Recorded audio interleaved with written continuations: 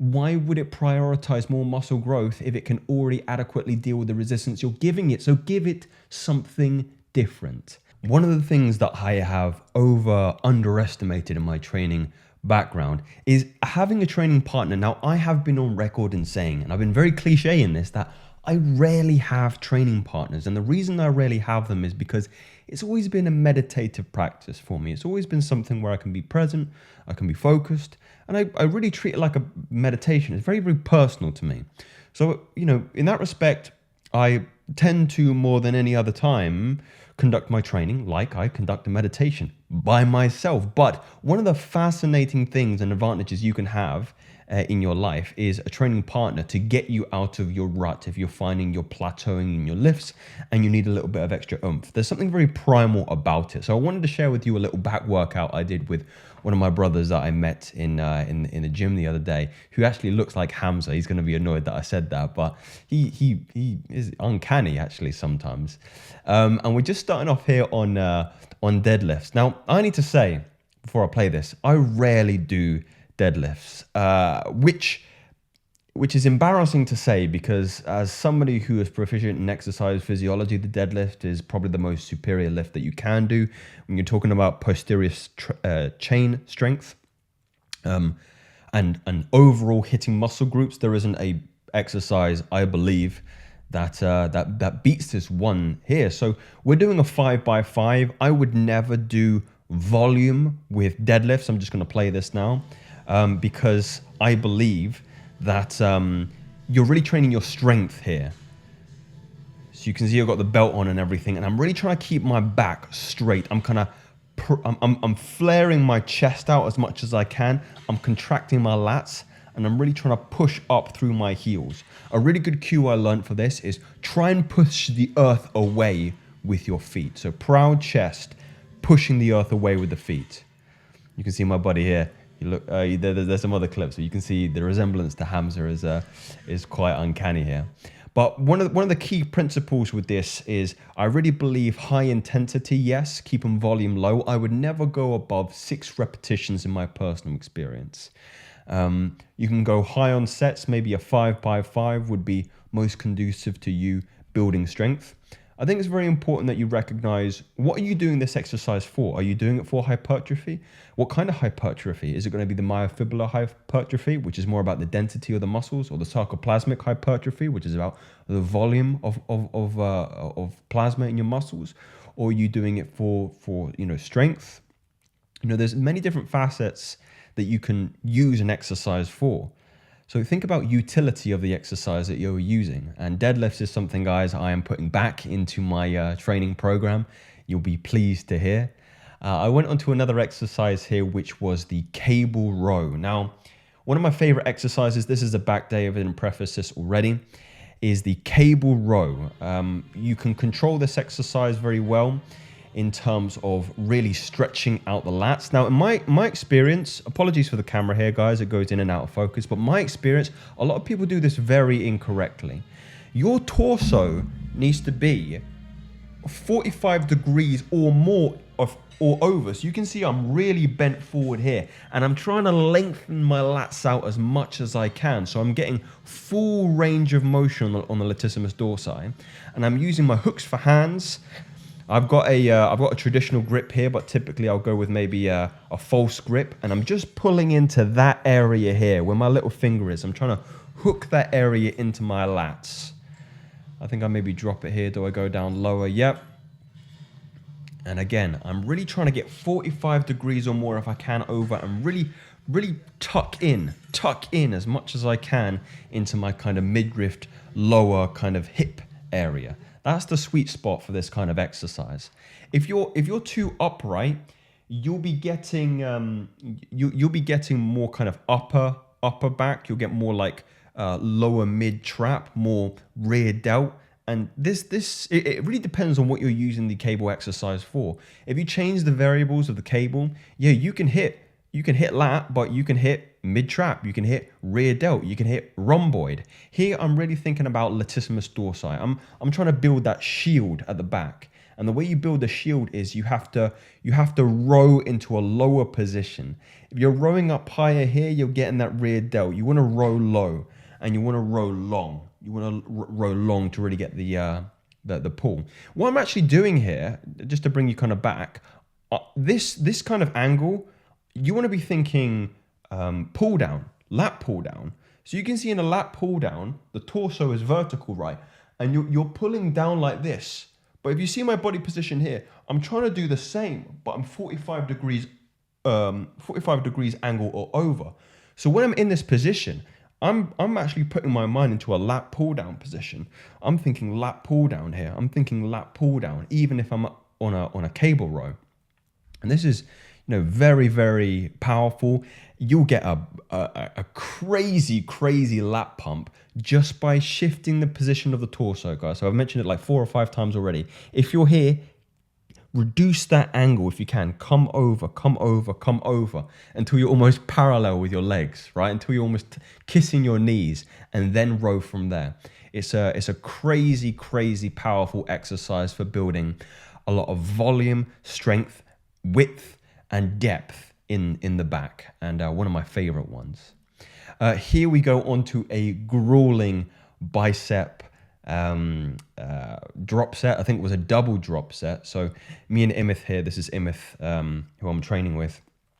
What I really like, again, with training with a partner that I maybe haven't trained before, is I'll pick an exercise, then he'll pick an exercise, and we egg each other on and push ourselves past our plateauing limits that we previously were before. So this is a horrible set for me, guys, because he's just we're trying to kill each other, to be honest here. So it's 3 different exercises. I believe it's 2 variations of a hammer curl and then a easy bar curl. So you can see me here.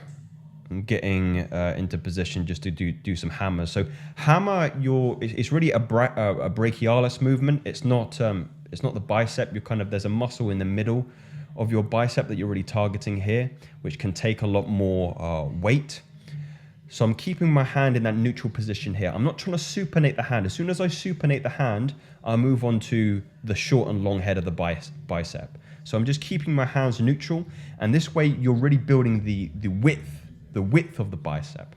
And then here we've changed the variation, so you can still see my grip is neutral here, and my form's starting to deteriorate. This is probably the 6th or 7th exercise of the day, and you can see I'm getting my shoulders involved as well. This is a not a great set for form, but this is the principle of this, guys, is really pushing past your limits. You're pushing past your expectations. So form is going to deteriorate here.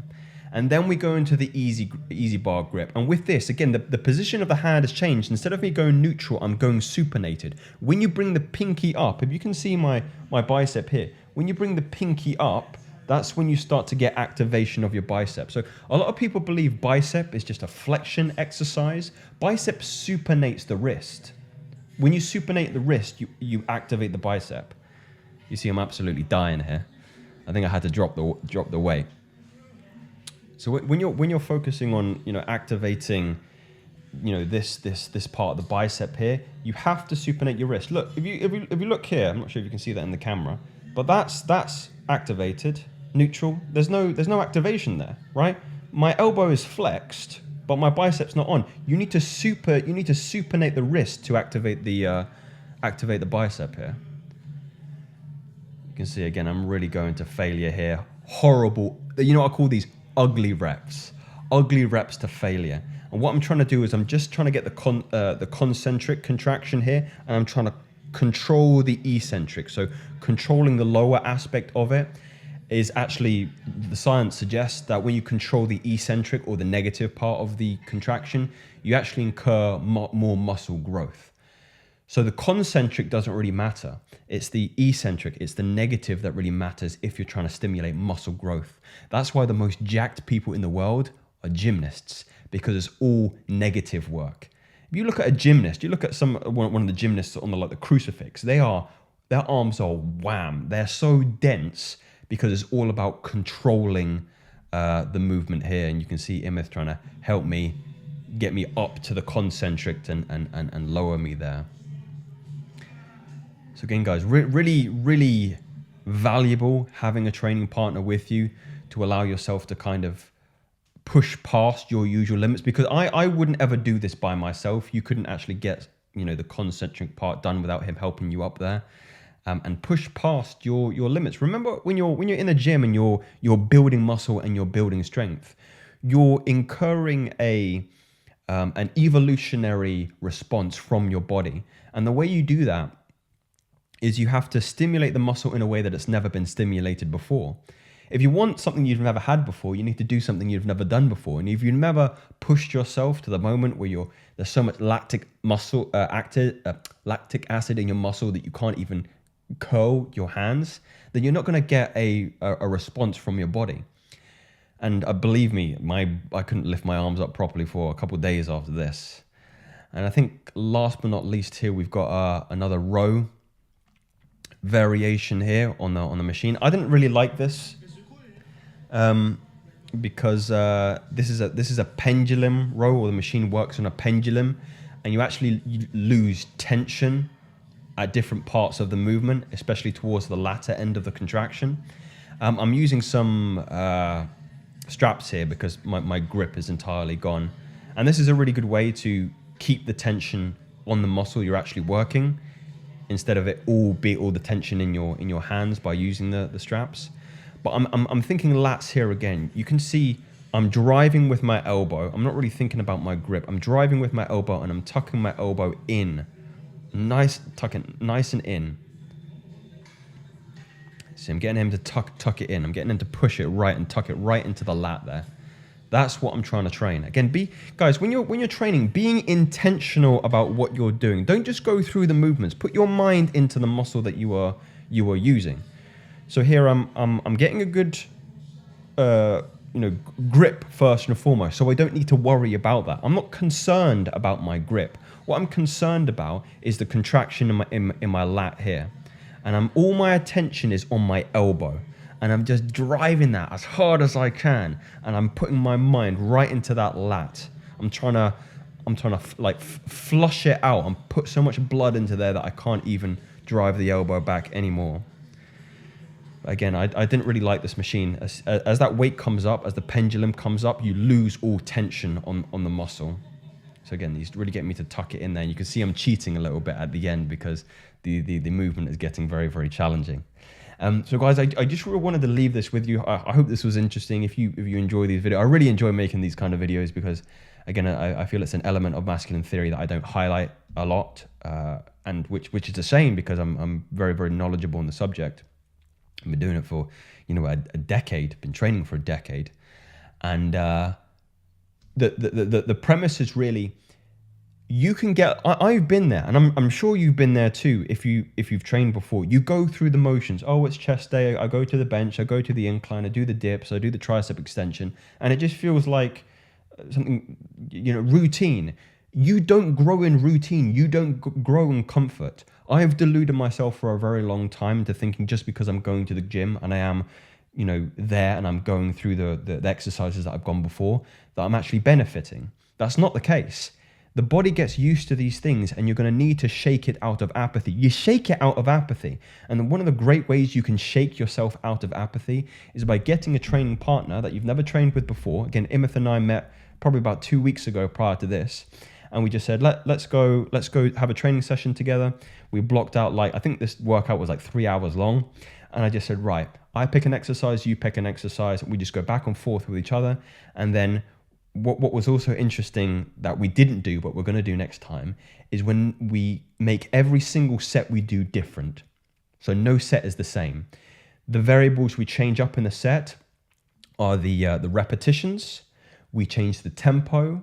We change the lengths of the negative and the positive. And we change the range of the rep. So you might do 5 sets. Oh, and the weight as well. So you might do 5 reps on this row, very, very heavy. And the next, I change it.